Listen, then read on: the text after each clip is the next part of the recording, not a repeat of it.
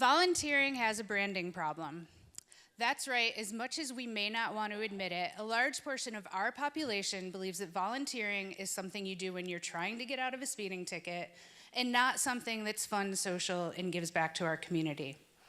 I wanted to understand why something that could do so much good had such a bad reputation, so like any perfectly normal human being, I dove headfirst into the history of volunteering. The first surprising thing I learned is that volunteering started in America with a much different meaning. Colonial Americans maintained roads and built community buildings. This was essentially the first way of paying taxes in America, and if you failed to volunteer, you could be fined. Ben Franklin may be best known as one of the founding fathers of our country, but he also started the Leather Apron Club in 1727.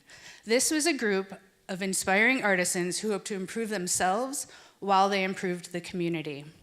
This was one of the first voluntary organizations in the United States, and soon we had all kinds of associations like the eagles, elks, lions, and other inspiring animals.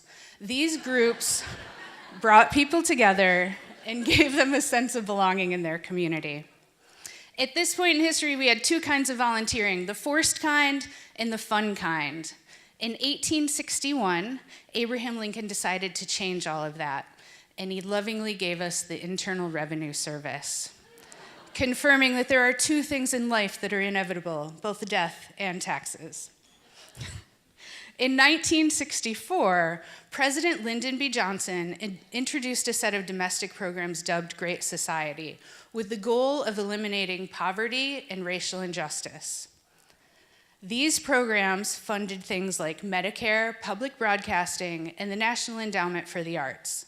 This influx of funding afforded nonprofits the ability to replace volunteers with hired staff, and without the opportunity to volunteer, television started filling our time, and we soon saw a widespread decline in all forms of civic engagement.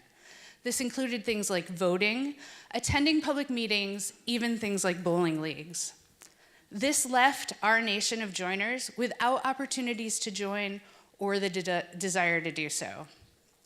Then, in the 80s, Reagan cut a total of $33 billion in federal aid, and funding for all of these great programs was nearly gone.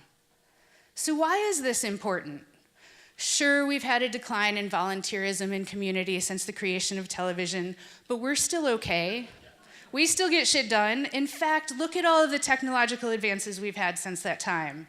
We can order groceries by talking to a computer. We have self-driving cars. We are living our best Jetsons lives. However, with all of this technology, we no longer have to talk to anyone. This is a weird concept when you think about it, because we're a nation obsessed with social media and being connected all of the time. We are both working to make relationships stronger by eliminating interaction and obsessively looking for ways to make connections through social media.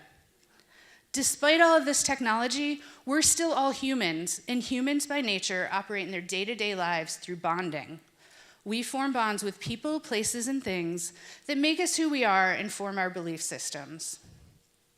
Yet technology is disrupting our ability to make these bonds, and we know that social isolation can exacerbate a person's feelings of low self-worth, shame, loneliness, depression, and other mental health concerns.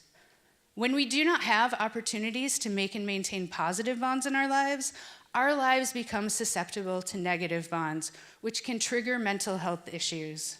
And mental health is the root cause of many of the problems we face today. So here's what I ask of you. Let's live less isolated. We can still love all of this great technology, but together, let's make a movement to bring back volunteer organizations and beliefs that support that giving back is fun and not punishment. I am the founder of the nonprofit organization The World is Fun. We are on a mission to get you involved in giving back to the Seattle community, and through that process, we hope to enrich your life. Now, all we need is you. Ironically, you can find us on social media at The World is Fun. Thank you.